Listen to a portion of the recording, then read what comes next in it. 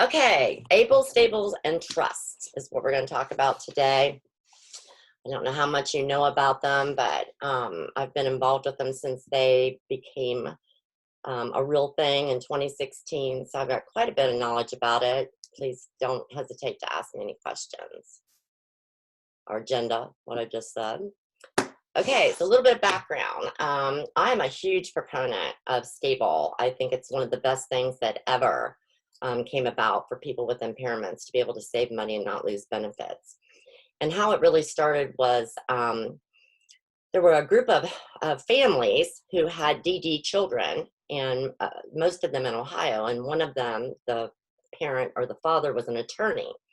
And they all came together and said, you know, we got to do something to help our kids for the future, for succession planning and so on. So they lobbied the federal government for 8 years and then finally won. And that's how the Stephen Beck Jr. Achieving a Better Life Experience came into existence. So ABLE is the federal overarching program. It's federal legislation. It's tax-free, interest-bearing account without losing your Medicaid supports or SSI with limitations that we'll get into. And it's very similar to a 529A account, if you know what those are. Stable is Ohio's plan. So the federal government allowed each state to decide how to roll out their plans or if they even wanted to. There's only about 26 states that actually have them. Ours is administered by our Ohio Treasury Office. They did a fantastic job putting this together. The website, the plan disclosure, all of it is ran very, very well. We were the first state to execute, and it's important to know this because people, you know, get concerned about how putting their money in places that aren't in brick and mortars. We do such a good job that we manage at least 13 other states' programs as well. Who's eligible? Any individual who has a disability onset before age 26. This is in the midst of being changed to allow it to be any age. You have to meet one of the following requirements: be eligible for SSI or SSDI, have an impairment that's on the compassionate allowance condition list, and not be receiving a disability payment, or self-certify your diagnosis. If anyone's ever done this for people, and I've enrolled many, many people in it, they just ask questions.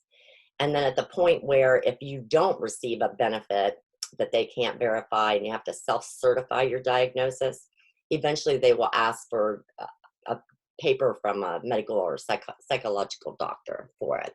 I have never had anybody turn down for enrollment into the plan. Okay. Oh. Dorinda, I have a question before you move on. Yeah, go ahead. Do you know when the age requirement will change for that? You know, they've been talking about it since late last year, and like everything else, COVID put it on hold. Okay. I expect it to be any time for them to make that change. And I usually sit in on all the stable and able webinars, and everyone feels it's definitely going to change. Super. Thank you. Mm-hmm. And it's especially good for people who, you know, I don't just serve DD individuals. I serve people with all disabilities. Now, people who've been in car accidents and become paralyzed, you know, at age 30 or whatever. So it's good for them as well.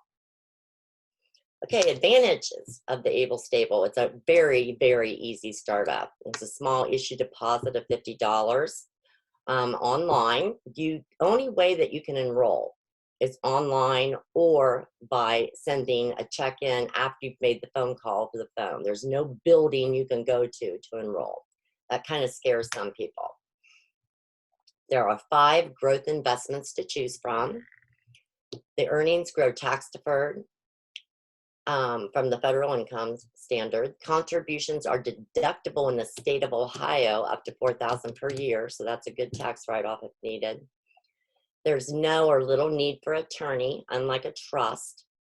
The designated beneficiary is the owner, but I always recommend to everyone that you have someone else as the authorized legal representative that can act on behalf of the beneficiary, make the transactions and monitor the account. Any person can make contributions, and this has really come in handy. We have several individuals in our area who have grandparents that want to leave money to their grandchildren. They can do it through the stable account. Make the deposit into the stable and up to X amount, which we'll talk about in a minute, every year. And that's a great way to leave the money to them without having all the penalties or risking losing SSI or Medicaid. The beneficiary, and I say this in conjunction with the ALR, the authorized legal representative, because not every beneficiary can make cognitive decisions, decides when and how the money will be used on a qualified disability expense, a QDE. More acronyms for us. Just distributions to pay for housing is not income for SSI, and SNAP eligibility is not affected, but there's a whole lot more to this. And the other day I was sitting on a federal webinar, and they had some great charts in there that compare stable and trust, and I put them at the end of this presentation. I won't go through all of them, but they'll be there for you to look at, and they're really good. I recreated them to fit Ohio. A disadvantage, again, requires that disability onset prior to age 26, where trusts don't. You have a $15,000 annual limit on combined contributions, where trusts don't. 482,000 lifetime account limit. That to me is huge, so I don't really see that as a disadvantage. But there's a caveat. In order to maintain your SSI benefits, the individual cannot have more than $100,000 in the account, and that's $100,000 combined, all resources. There's a maintenance fee of about $250 per month, which I've talked with many clients. Well, if I put money in a savings account or whatever, yes, but then you can't have more than $2,000. Annual asset-based fees are for investments. They're minimal. Anytime, I don't know if anyone has money in a 401k or the deferred comp that we can direct where we want that money to go. There's a cost to that, but they're almost always minimal. The investments can lose money, just like anything you invest in. They can lose money, but one of the 5, bank safe, it is FDIC insured up to $250,000. And it does have a guaranteed, I shouldn't say guaranteed, it does have a positive interest level with it as well. If a balance, and I've ran into this several times too, people open accounts and they don't put money in, or they put the money in and then they use it and they don't put any more back in. After 90 days, the account will close and you have to start all over again. But again, they're easy to do, so it's not that big of a deal. Then we have the Medicaid payback provision, which is also attached to trusts, and I'll go more into detail in that in a minute. This is the really, really, really good part of stable versus a trust. An expense is considered, what I said before, a qualified disability expense, a QDE. Right now, it's wide open. It's pretty much, all these boxes have examples, general examples of what a QDE can be. But as long as the expense improves the quality of life of the individual, it's most likely a QDE. So I'll give you an example of a negative and a positive. So right when this all first started, we had a family in Fairfield County that immediately got into it, put money into it. They went on a family vacation to Disney World. At the end of the year, they got their expense report, and they had taxable income on there for a meal that had been paid for at Disney World. The good part is the individual, the beneficiary of that account, it was not taxable income. But for the rest of the family, it was. You can't pay for things that benefit other people. It has to be just the individual. But if you're going to Disney World, you can buy the individual's tickets, their share of the hotel cost, any of the food or the things that they get while you're on the trip. I expect that to stay wide open because it's so successful at this point. There's administrative responsibilities. You know, you need to document your expenses. I will tell you that within the plan, they do a very good job of keeping track of what your expenses are. But I would keep a side sheet just because I'm that person anyway, just in case there's ever controversy at the end of the year about whether something is a QDE or not. If there's an expenditure out of the account and it's not qualified, it is subject to a 10% additional tax on the earnings portion of that amount.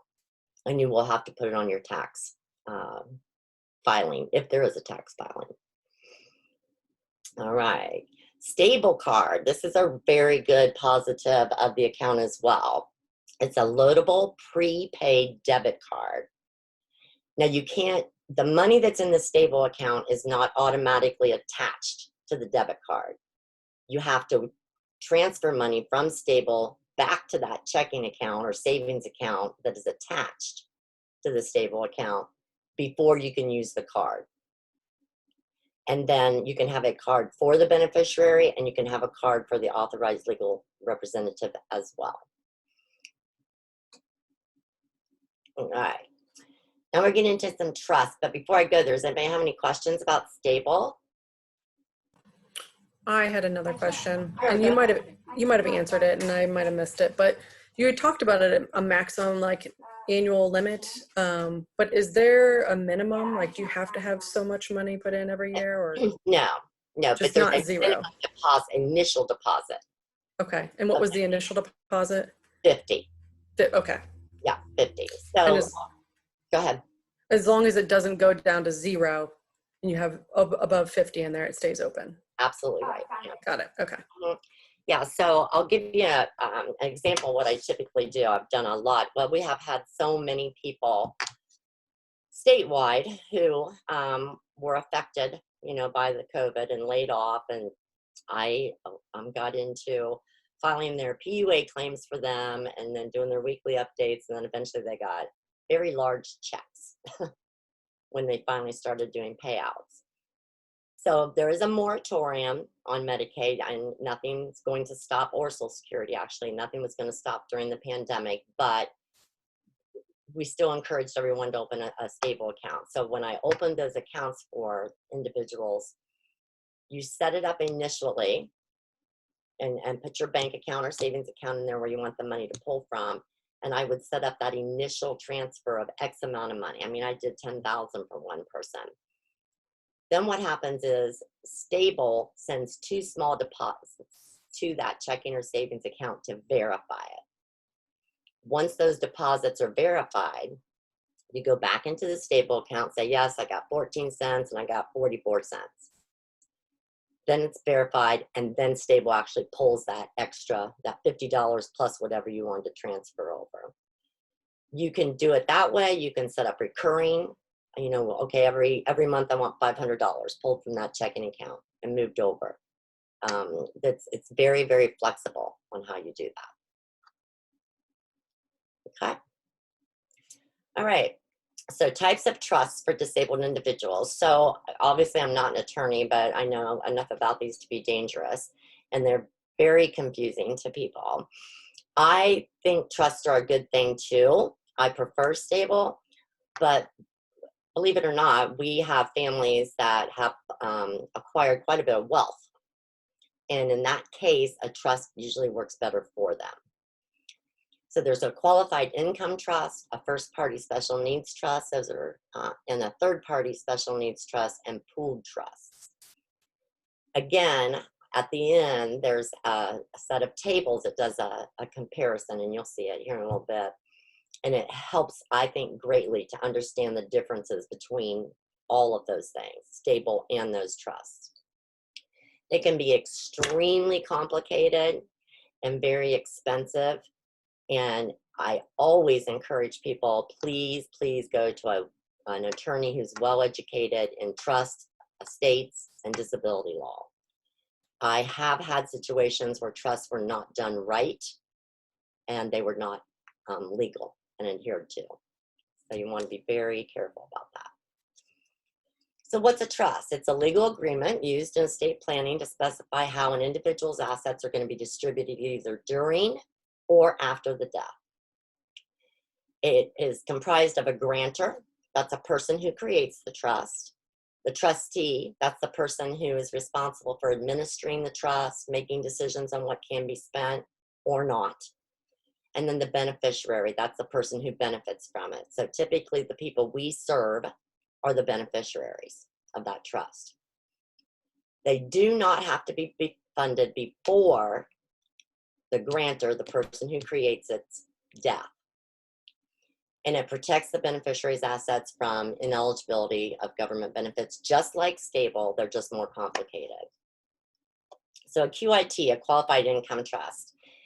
And when I first started doing this, a lot of people just referred to trusts, all trusts, as qualified income trusts. And that's not good because it's completely different from the other two types of trusts and used for a specific reason. Sometimes they're referred to as a Miller trust. It takes an individual's excess income and deposit it in the QIT so that you stay eligible for your benefits. So for example, we have an individual we serve who gets a large amount of money per month from a deceased father's pension. Well, and they also have an IO waiver. So the money they receive plus their SSDI is much more than the threshold to maintain that waiver or to keep from incurring a patient liability. The best thing to do at the time, because they incurred some high expenses, was to create the QIT, and then anything that money's put into that QIT and then not counted, and medical expenses are paid out of it. Just what I said, the Ohio Department of Medicaid doesn't count that income.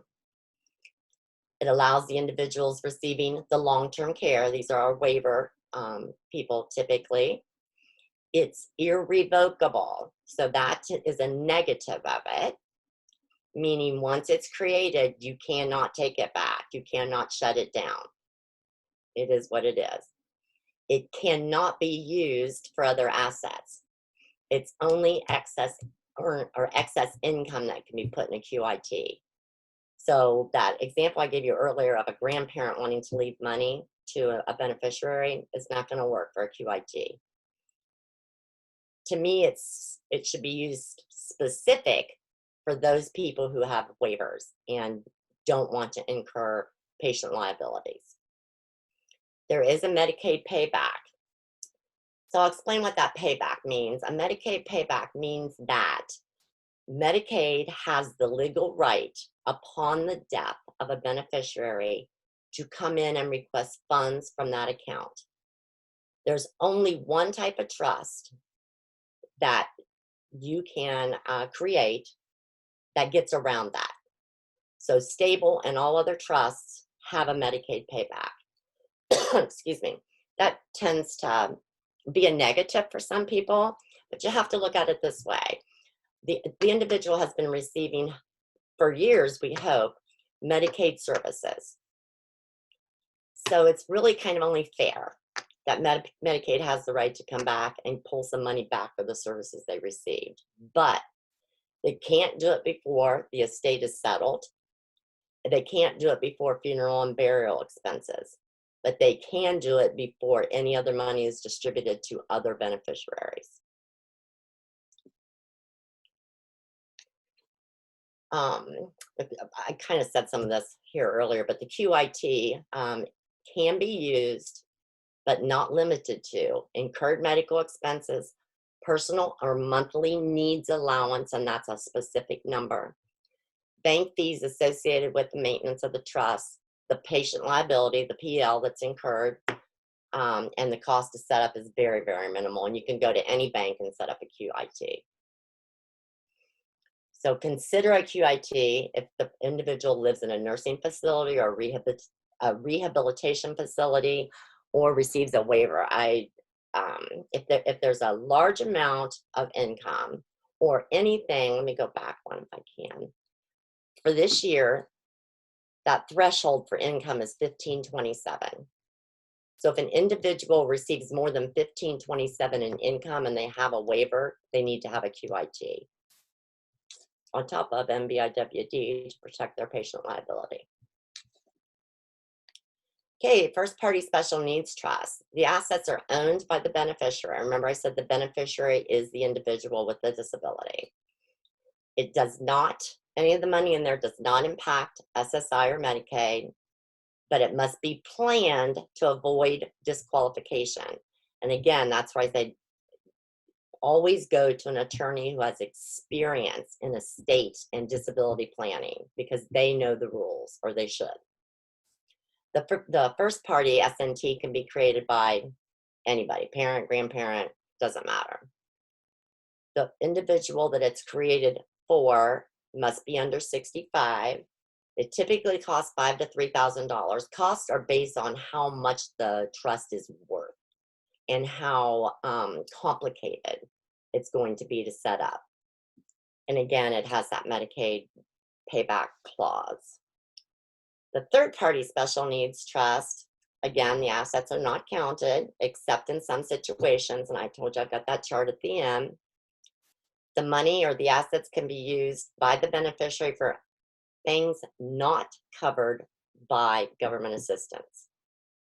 The grantor is usually someone other than the beneficiary, and it's usually funded by a grantor. So this would be mom, dad, grandma, grandpa, aunt and uncle, somebody who's got money who wants to leave it to the individual is usually the grantor. The assets of the beneficiary, they cannot be used to fund the trust. So like stable, the assets of the beneficiary definitely fund stable, but you can't use it for a third party special needs trust. So if the assets of the beneficiary are going to be over a certain amount that could jeopardize their SSI or their Medicaid services, then they have to have something in addition to a third party special needs trust. For example, a stable account. And there is no Medicaid payback. On this type of a trust, and I have worked with families in our area who have this trust in particular, it's typically families who have acquired some wealth, and they want to ensure that wealth stays with to the beneficiary within that family. It's very costly to set up, but typically, if there's wealth involved, they can incur the cost without a problem. Okay. A pooled trust. This is actually another way around the Medicaid payback. The assets, again, none of them are ever counted for Medicaid and SSI. The beneficiary can use them for most things not covered by government assistance. There's a financial benefit from the investment. So what happens is, typically these are ran by religious or nonprofit organizations. They manage the trust, and they also invest monies within the trust. And it's not just one individual's money that goes into the trust. It's a conglomerate, if you will. When that individual passes, the money that was associated with their account, after their estate is settled and their funeral and burial expenses are paid, that money then goes to a charitable organization. So this is one that I see people interested in because they like the idea of the money goes directly to another charitable organization. Cost to set this up can be not as expensive as the other two. And then there are some cases where Medicaid can come in. Again, I don't know everything, but I haven't seen that ever happen on a pooled trust. And then who benefits from the pooled trust? Younger individuals with special needs, people who've received personal injury settlements, large amounts of money, that again want to make sure that, or don't want Medicaid to come in and take all that money back. People who may inherit small amounts of assets, again, if there's a large amount of money that's in the family or from whomever, you want to look at that third-party special needs trust.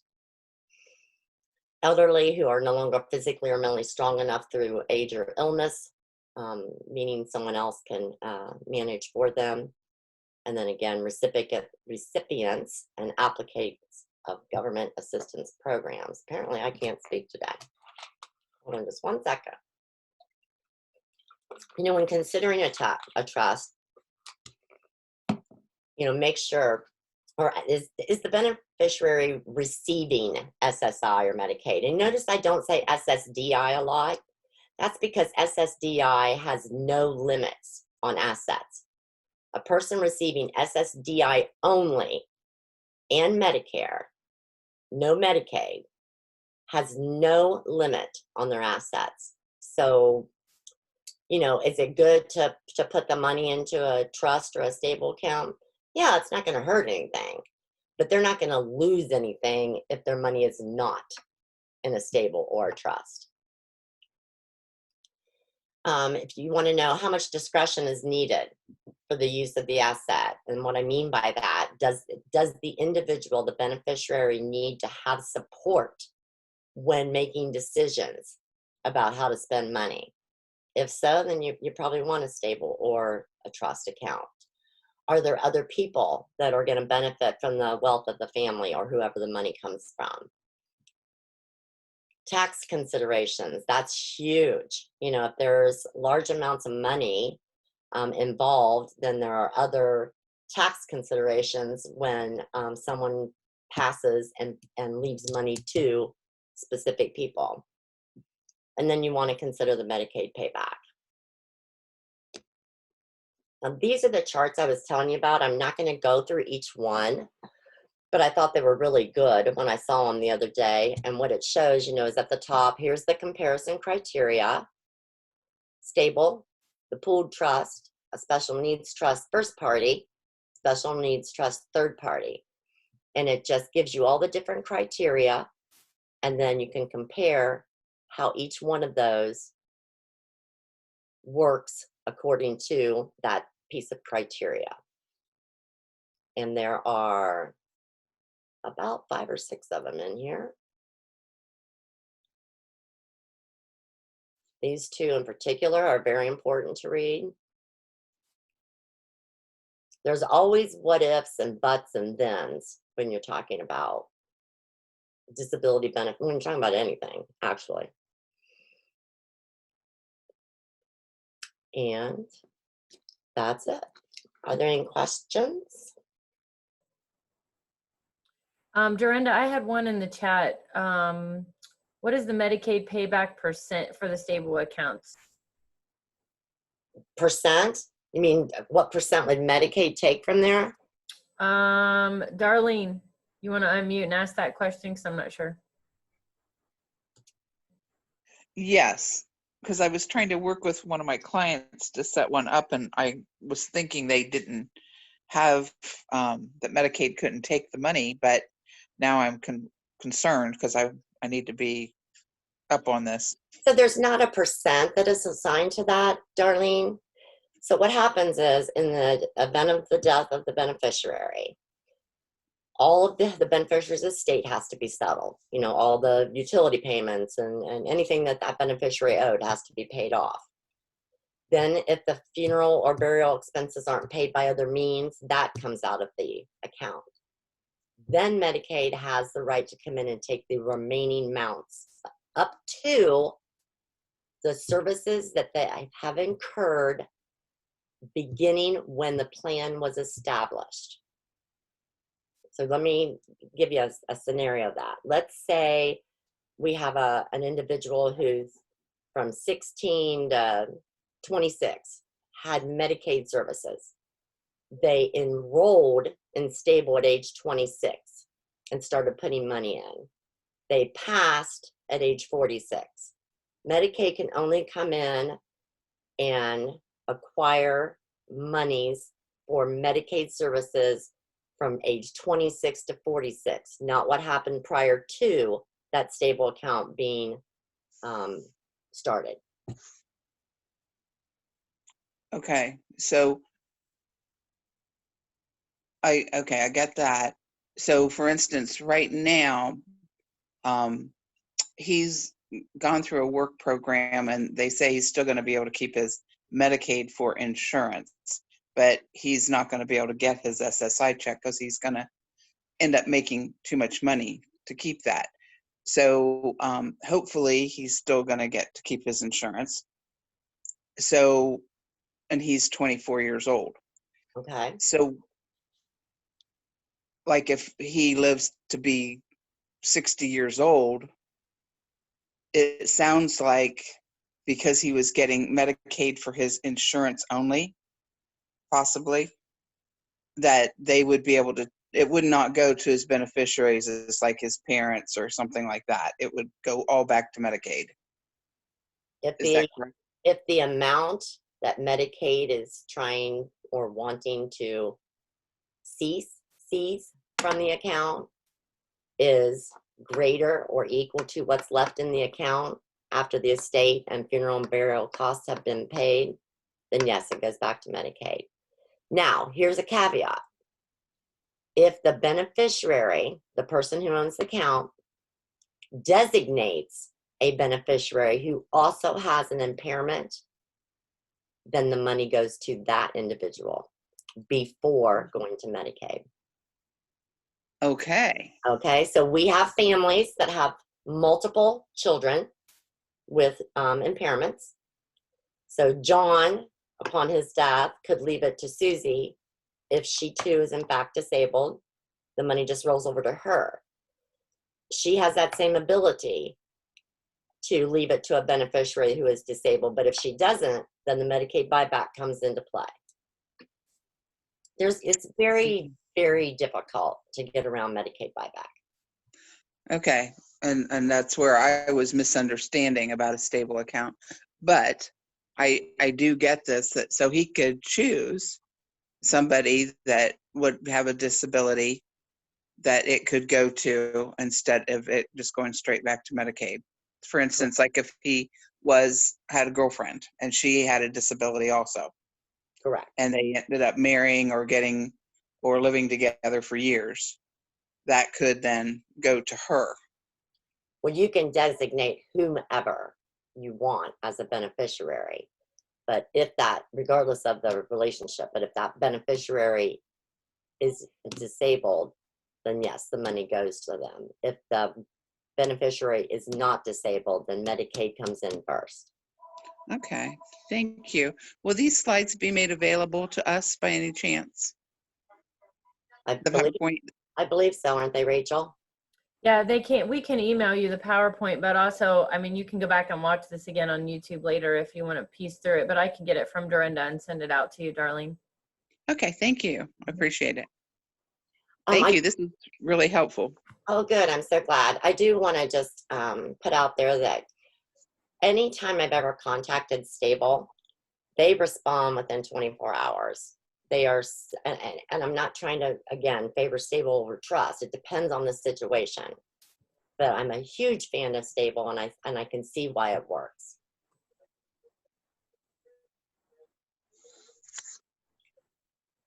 Okay, thank you. You're welcome. Did anybody else have any other questions for Dorinda? Silence. Okay. Okay, so if you can, Dorinda, if you can email that to me, I can send it out to the providers too. Oh, sure. Absolutely. Okay. Well, Okay, well, thank you for the opportunity. I appreciate it. We're happy to have you. There's a lot of, I mean, I'm glad that you know what you're talking about because I don't know how people could keep it all straight. So yeah, we really appreciate that information. Someone else need to ask a question? No? Okay. So I wanted to let you guys know next Tuesday on Virtual Community is Care Source, and then on Thursday is New Horizons. So that's just what's coming up for next week. So I think that's it for today. So I guess have a good rest of your day, and we'll see you guys next week. Thanks for coming. Bye.